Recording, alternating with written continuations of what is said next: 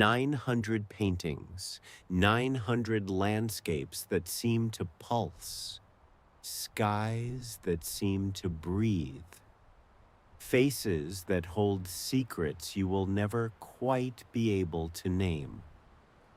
And do you know how many of those works Van Gogh sold in his lifetime? One. Just once, someone looked at his work, reached into their pocket, and said, "This has value." Just once. Think about the weight of that.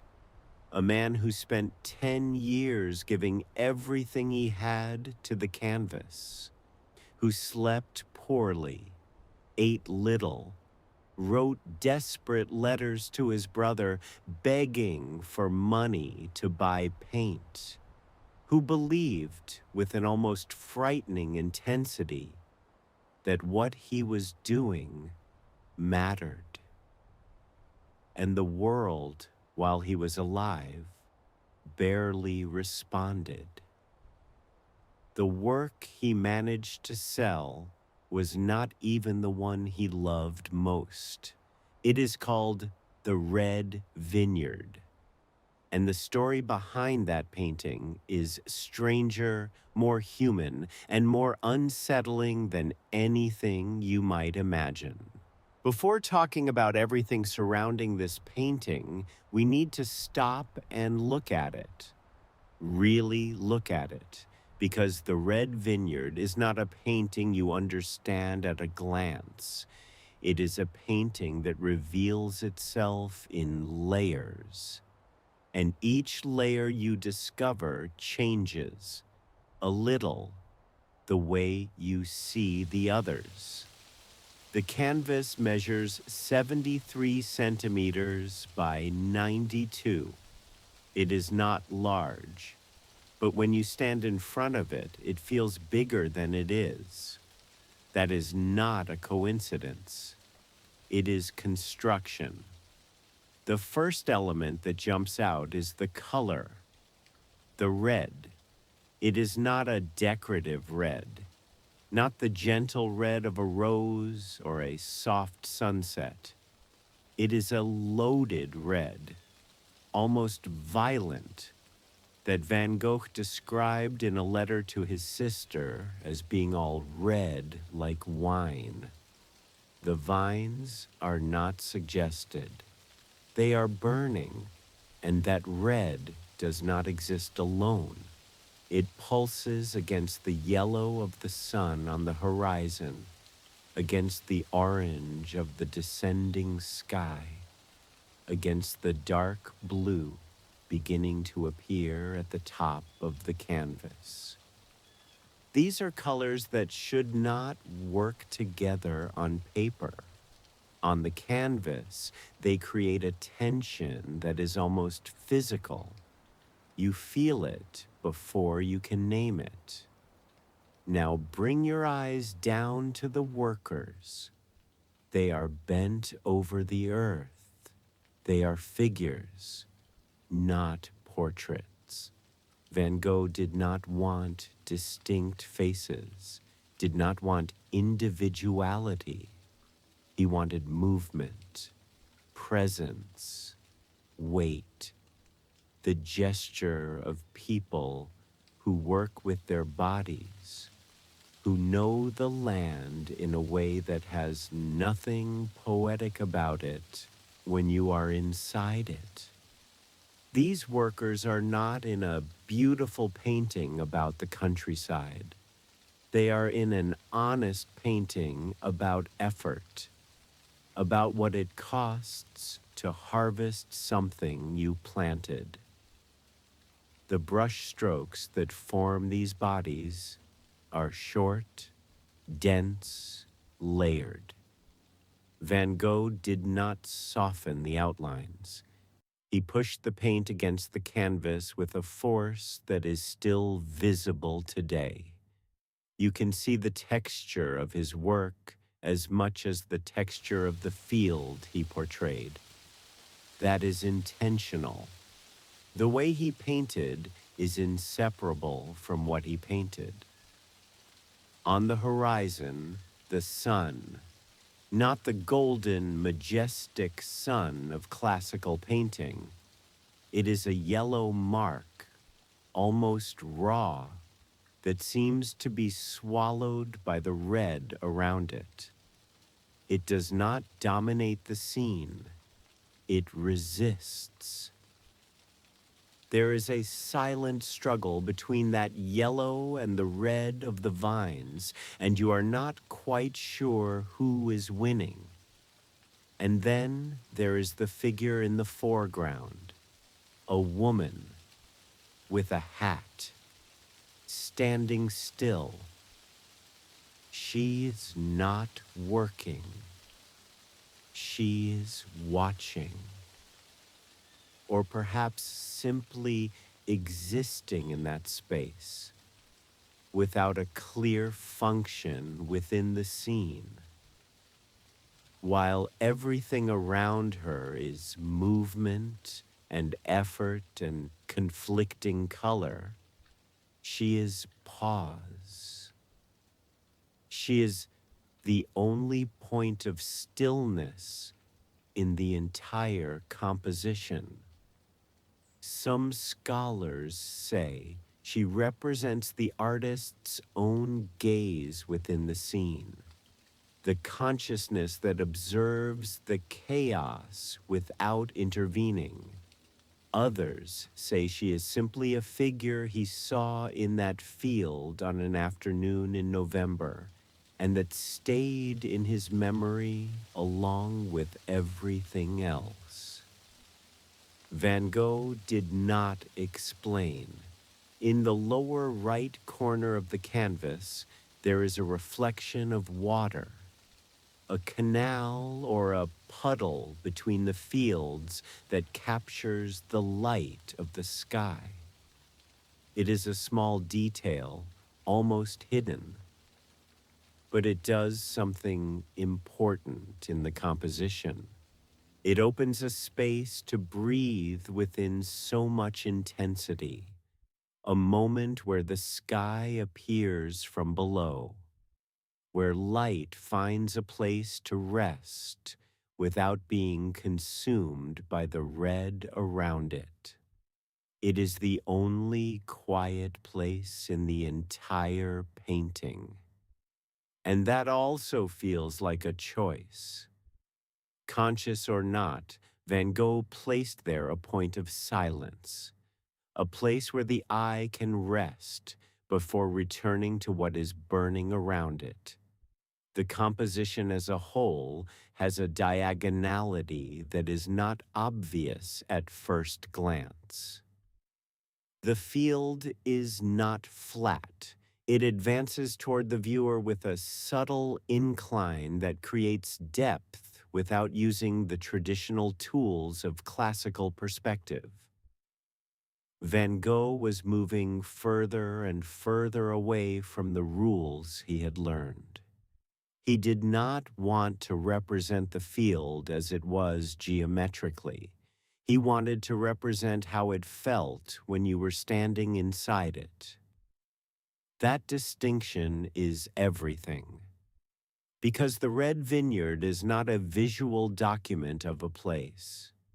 It is an emotional record of a moment, of the specific light of a specific November afternoon in 1888, filtered through the perception of a man who felt things with an intensity the world around him was not prepared to receive. And curiously, it was exactly that intensity that made one person, just one, decide that painting needed to belong to her. But that is the next chapter. Arles, Southern France, 1888. Van Gogh was 35 years old and he was running away, not from a person, not from a specific situation, He was running from Paris, from the agitation, the noise, the other artists he admired, but who also drained him in a way he could not quite explain. He wrote to his brother Theo saying he needed light, that he needed colors Paris did not have, that he felt inside himself something that had not yet found the right canvas to exist. So he took the train south, and when he arrived in Arles, something happened to him. The light in the south of France is not like the light in the north. It is not gentle. It spares no one. It hits directly, turns everything yellow and orange, makes shadows look purple, makes red look like it is on fire. For most people, it is just heat. For Van Gogh, it was a revelation. He started painting as if time was running out. And in a way, it was. That year, between February and December, he produced more than 200 works. 200 in less than 12 months. Sunflowers, the bedroom, the night cafe, works that today are among the most recognized in the history of art, painted at a pace that bordered on trance, in a state he himself described in letters as a fever that would not break. But Arles was also the place where he dreamed of something that never worked the way he wanted. He called it the Studio of the South. The idea was almost naive in its simplicity. Van Gogh wanted to create a community of artists, a place where painters could live together, work together, exchange ideas without the pressure of the market, without the vanity of the Parisian salons. He rented a small house, painted the walls yellow, bought simple furniture, and waited. Most of the artists he invited never showed up. One did. Paul Gauguin. Gauguin's arrival in October of 1888 was, at the same time, the most anticipated moment and the beginning of the end. The two admired each other from a distance, had been exchanging letters for months, talked about art with an intensity only those who live for it truly know. But admiring someone from afar and sharing the same roof are two completely different experiences. Gauguin was methodical, controlled. He thought before he painted, built compositions in his mind, treated the canvas as an intellectual problem to be solved. Van Gogh was the opposite. He felt first, thought later, if at all. He picked up the brush when something inside him demanded to be expressed, and the canvas received it without a filter. The differences that on paper seemed complementary in real life created a constant, silent friction. But before that friction exploded, there was a walk. One November day, the two went out together to walk through the outskirts of Arles. The sun was going down, and the light hitting the vineyards at that specific moment did something to Van Gogh that he could not ignore. The leaves that should have been green or yellow were red. A red he had never seen that way before, a red that seemed alive. He went home and painted it from memory, not from direct observation, from memory and emotion.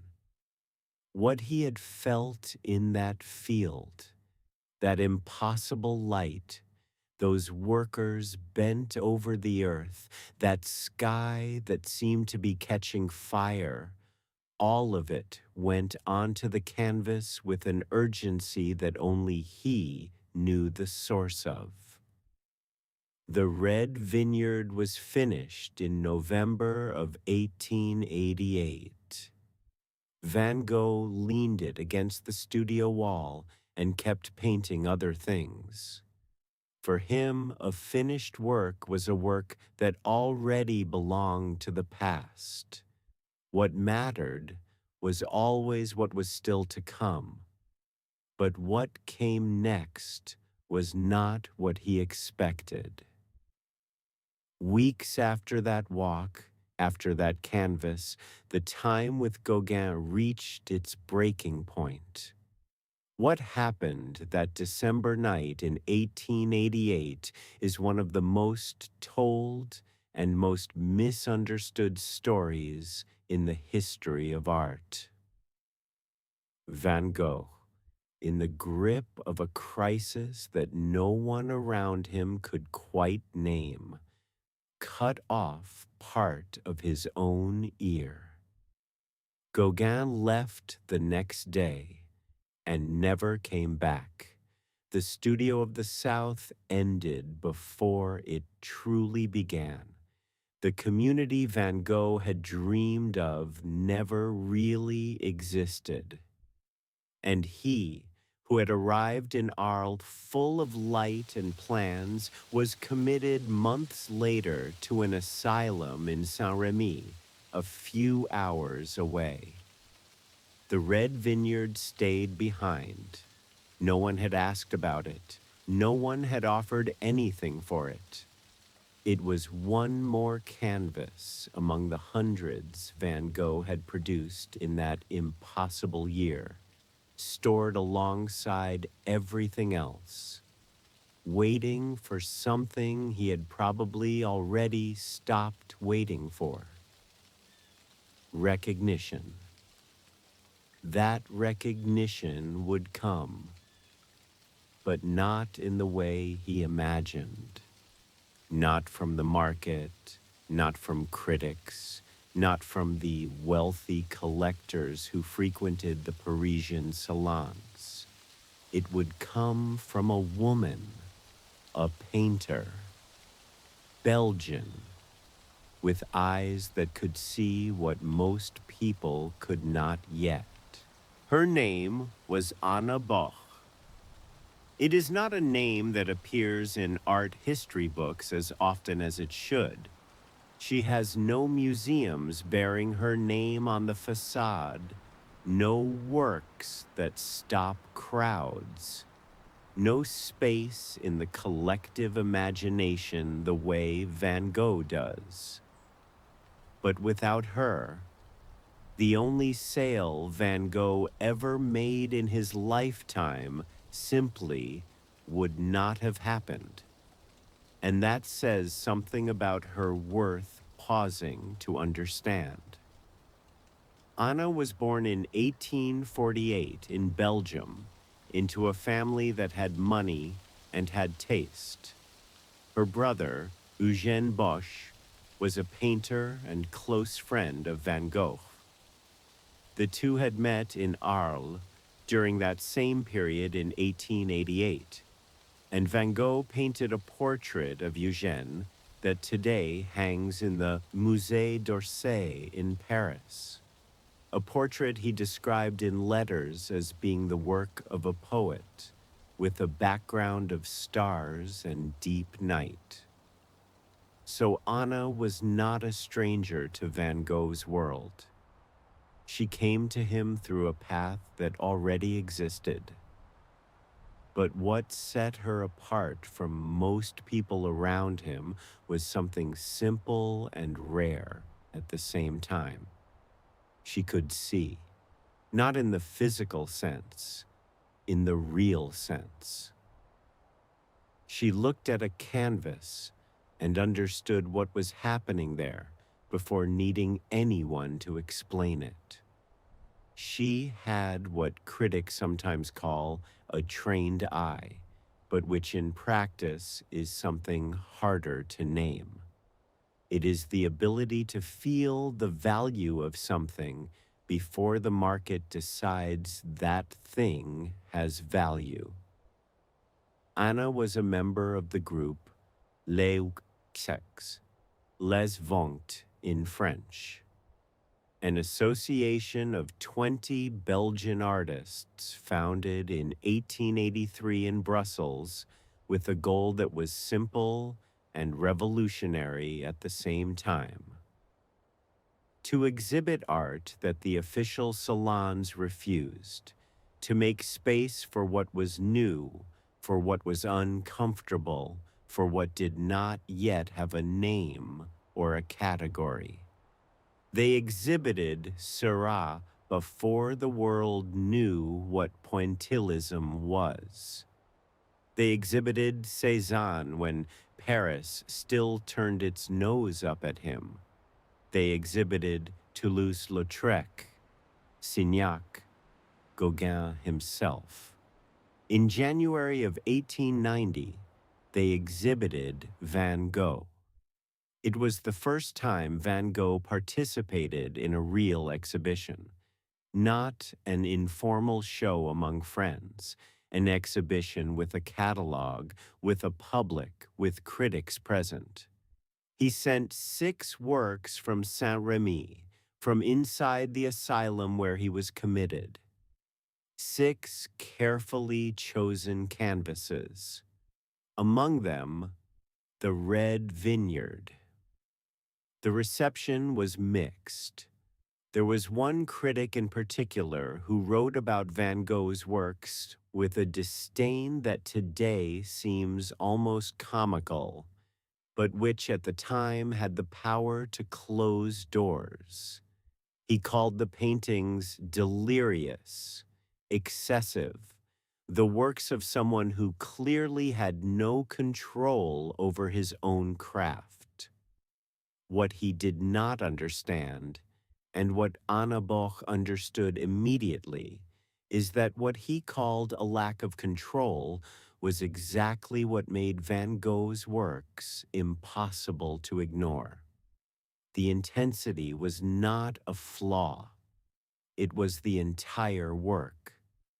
Anna walked through the exhibition with the calm of someone who does not need external validation to know what they are seeing.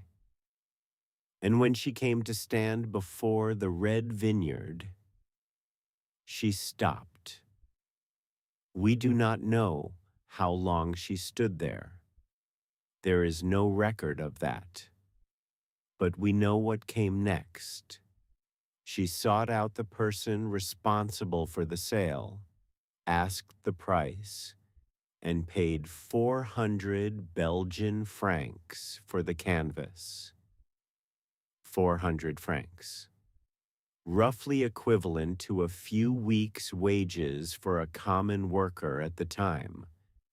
Not a fortune, but real money paid for a real work by someone who was not related to Van Gogh, who had no obligation whatsoever to do it.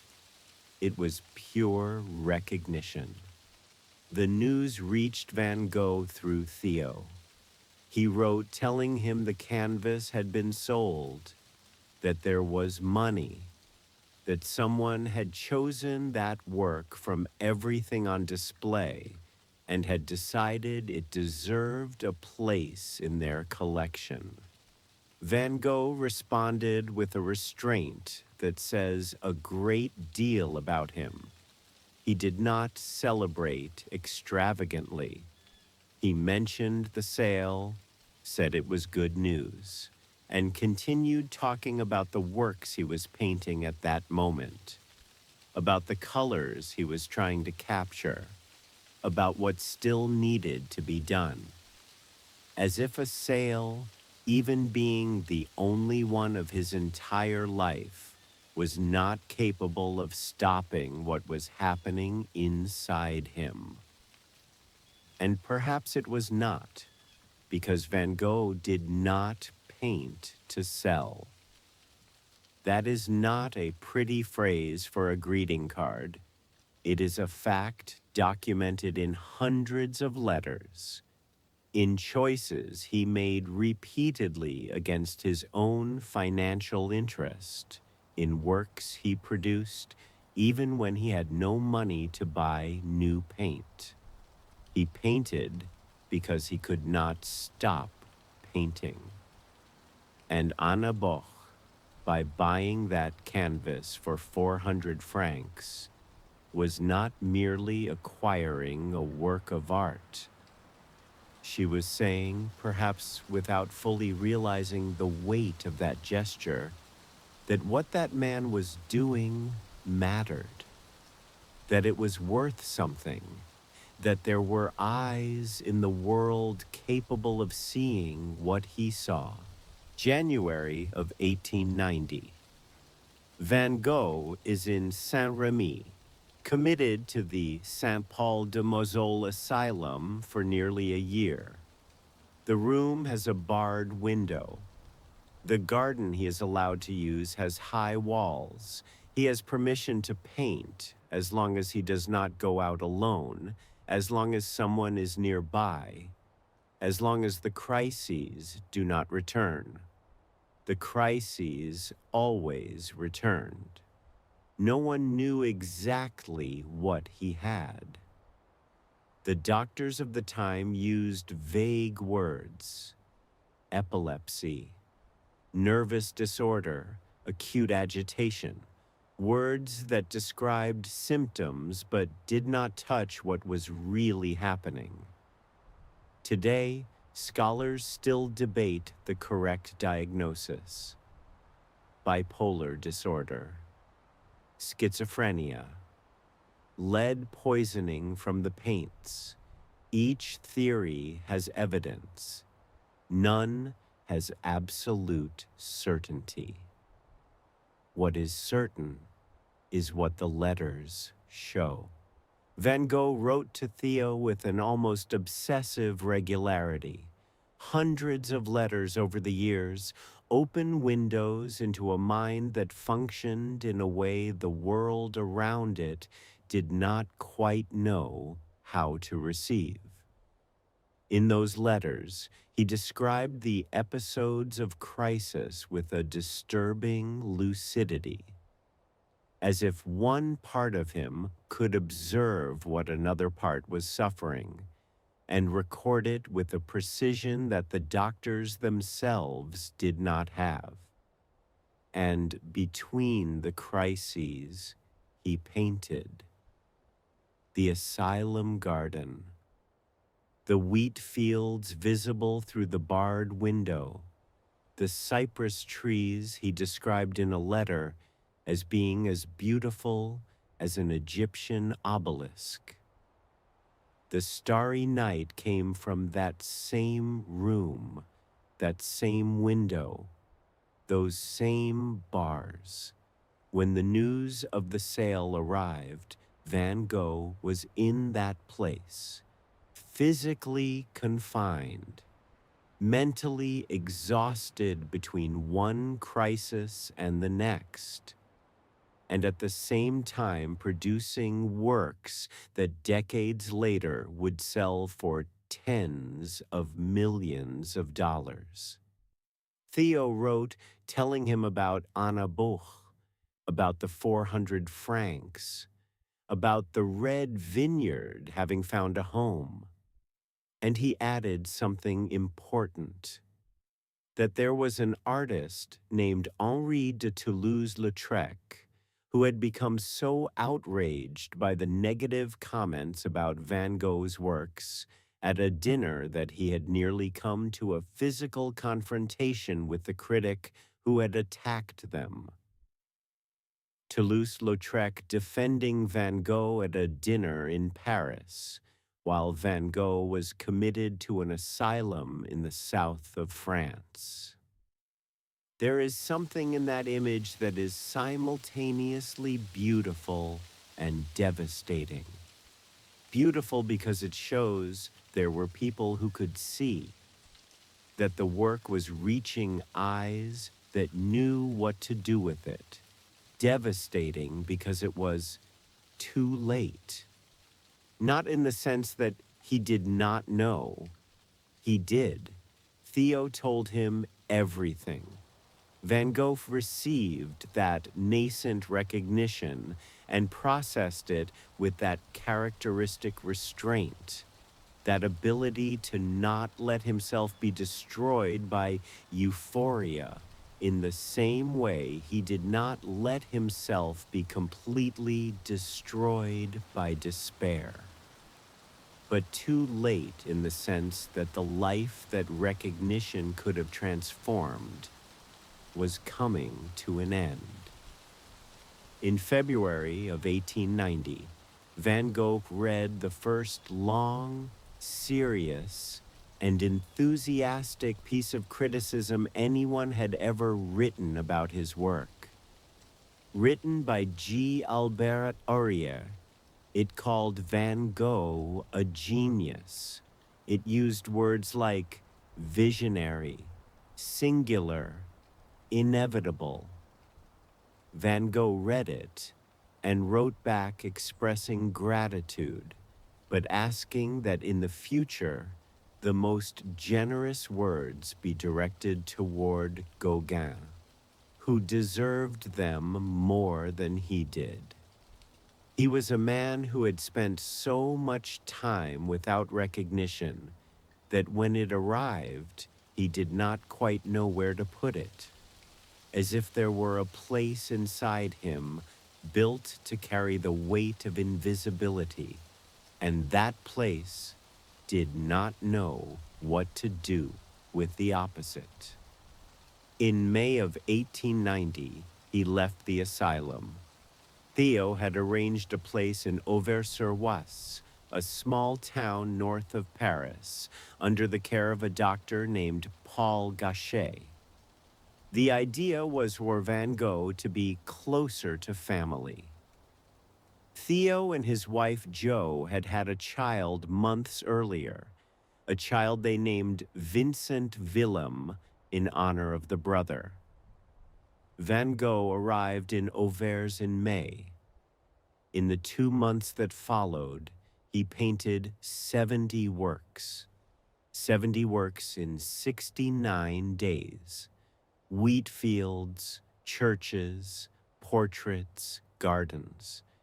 Each canvas carrying that urgency that had marked Arles, but now with something different underneath. A tension that is visible in the works. The sky over the wheat fields of Auvers is not the same warm, golden sky of the south. It is a sky that weighs.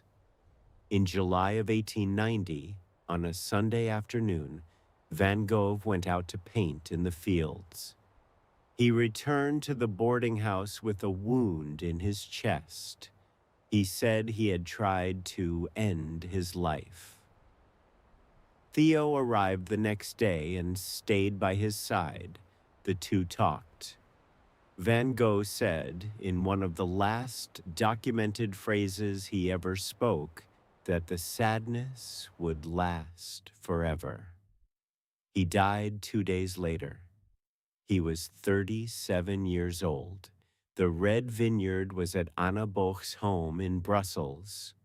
Stored, cared for, seen by eyes that had recognized its value when almost no one else did.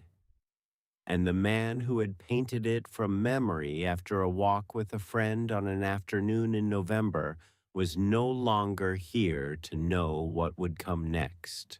When Van Gogh died in July of 1890, he left behind something that had no dimension yet, not in the financial sense.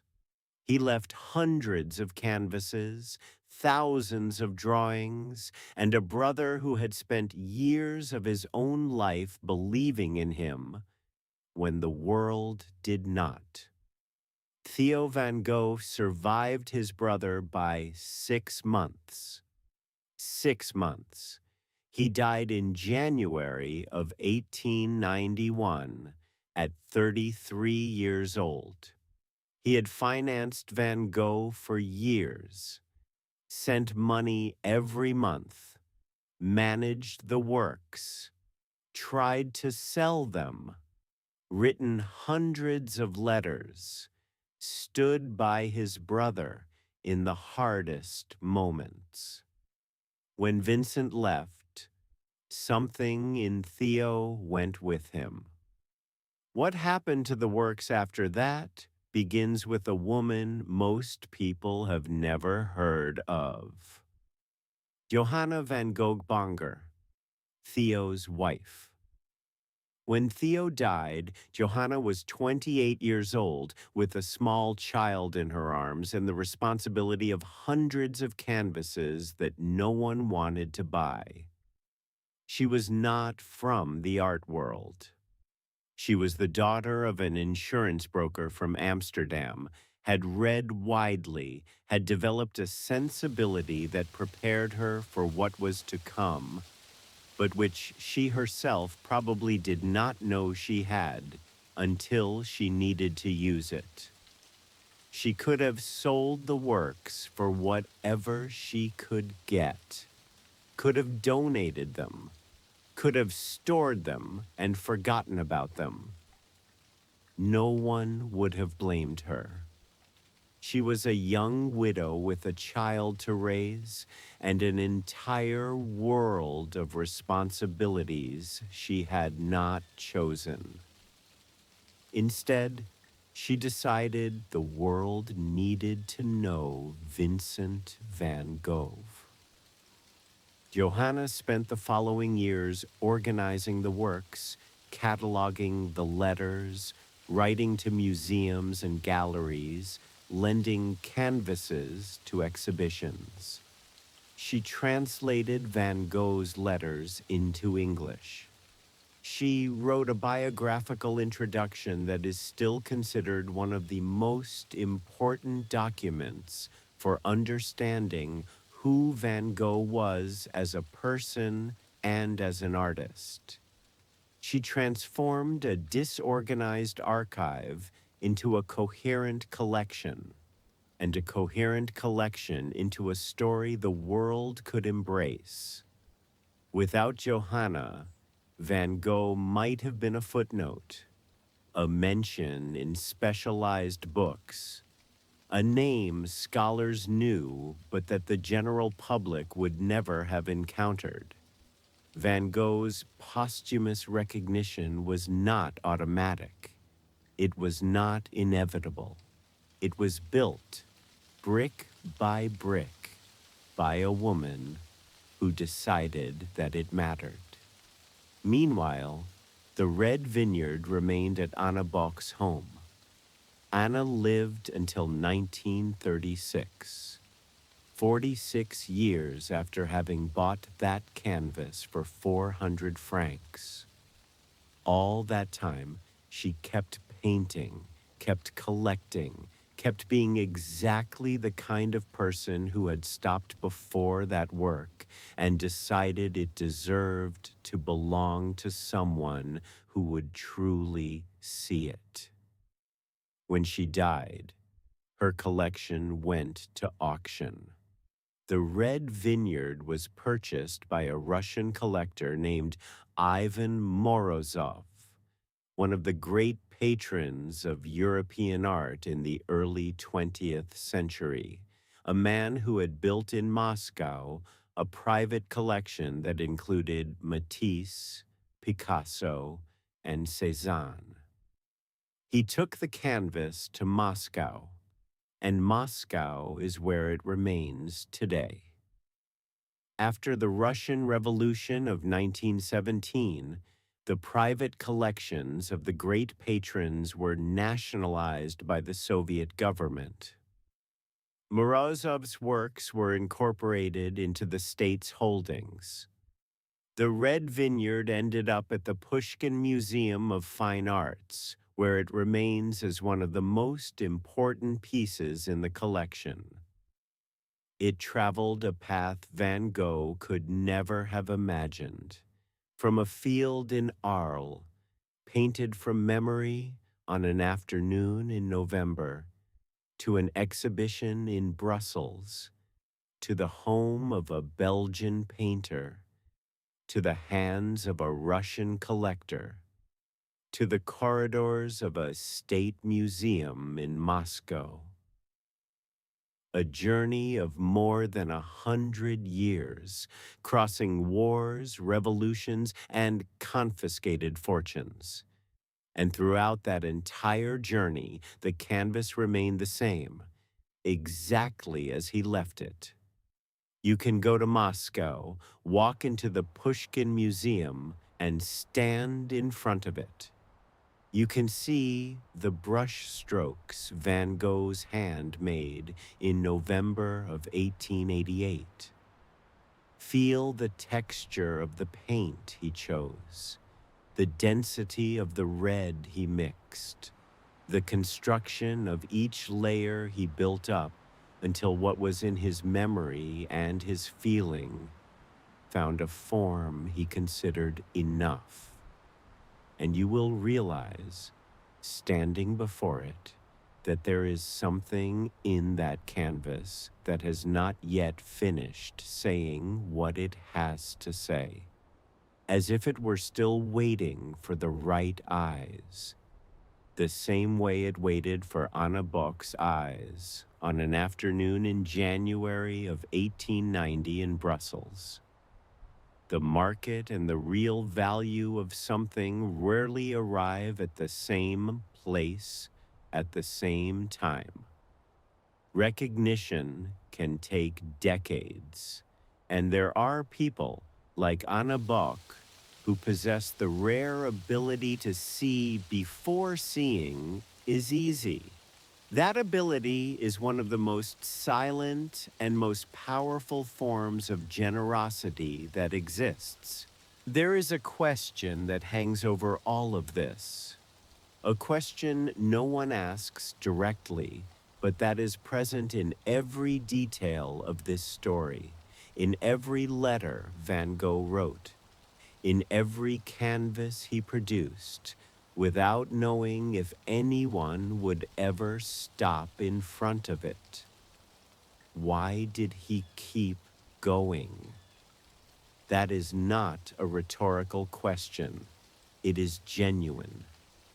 Van Gogh knew with a clarity that the letters document without ambiguity that what he was doing was not being received, that the works were piling up with nowhere to go, that the money sustaining the paint and the canvas came from his brother, not from his work, that the salons rejected, the critics ignored, the market had no room for what he was offering, and he kept going. Not with the performative resilience of someone who needs to prove something to someone, with something quieter and harder to name than that, with necessity. Van Gogh painted because there was something inside him that had nowhere else to go. The intensity with which he felt the world, the light, the colors, the people, the loneliness, the disturbing beauty of simple things, all of it needed an outlet. And the canvas was the only outlet he had found that could receive it without breaking. He wrote in a letter to Theo that he felt there was a fire inside him. that he did not know what to do with it, that sometimes he wished it were not there, but that it was, and that the only thing he could do was let it out through his work. That is not a grand artistic declaration. It is the honest account of someone who had no choice. And that is exactly what separates the Red Vineyard from so many other works of the same period. It is not a calculated work, not a work made to please a market or meet a critical expectation. It is a work that came out of a man who had walked through a field on an afternoon in November, had seen a light that turned the red of the vines into something impossible to ignore, and had gone home and put it on the canvas before the feeling passed, before the fire cooled. Anna Bock felt that when she stopped in front of the work in Brussels, not because she had read about Van Gogh, not because someone had told her that canvas was important, but because there are works that communicate before they are understood, that reach the body before they reach the mind, that do something to you that you cannot name, but that you recognize as real. Anna paid 400 francs for that, and that gesture carries a weight that goes far beyond the commercial value of the transaction. Because Van Gogh was alive when it happened, he received the news. He knew there was a person in the world who had looked at what he had done and had said, with the most concrete gesture that exists, that it had value. Think about what that means for someone who had spent years in silence. It is not fame. It is not fortune. It is just a pair of eyes that saw, a person who stopped, a gesture that said, without words, that what you do exists and matters. Van Gogh died 4 months later. It is impossible to know what that sale meant to him in those final months, whether it brought any relief, whether it changed something in the way he looked at his own work. Whether on the afternoons in Auvers, when he went out to paint the fields at that pace of 1 work per day, he carried with him the memory that there was a canvas of his in a house in Brussels, seen and chosen by someone who had no obligation whatsoever to do it. The letters from those last months do not reveal much about that. What they reveal is a man who kept doing the only thing he knew how to do, who kept letting the fire out through the only outlet he had. There is a work from that final period that many scholars consider one of the last he ever painted. Wheatfield with crows. A field under a dark sky with crows flying in simultaneous directions. A path that begins but leads nowhere. People often describe this work as premonitory, as if Van Gogh knew what was coming. But perhaps it is simpler than that. Perhaps he was simply painting what he saw and what he felt, as he always had. And what he saw and felt at that moment was exactly that, a sky that weighed, a path with no clear destination, birds that did not land anywhere. Van Gogh's art does not need interpretation to be powerful, and the Red Vineyard carries a weight that goes beyond everything told here. It is the only real point of contact between Van Gogh's work and recognition in his lifetime. The only moment when the world said yes to him in a concrete way. A yes that came 4 months before the end. Too late to change the arc of history. Early enough for him to know. The Red Vineyard is in Moscow, in a room at the Pushkin Museum under careful lighting, protected by glass, surrounded by other works that also survived everything the 20th century threw at them. Every day, people stop in front of it. Most of them do not know it is the only work Van Gogh sold in his lifetime. They see the red, feel the weight of that sky, notice the faceless workers bent over the earth, and something happens inside them before any caption explains anything.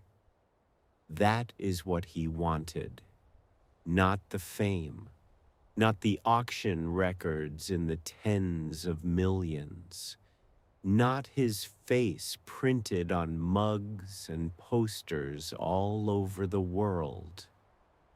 He wanted someone to stop, to feel, for the fire that was inside him to reach another person and still be warm. Anna Boch understood that in 1890. The world took a little longer. If you made it this far, you stopped too. And that means something. If this video sparked something in you, leave a like and subscribe to the channel. And tell me in the comments, which work of art from anyone once stopped you in your tracks and never quite let you go. I want to know, and I want to make a video about it.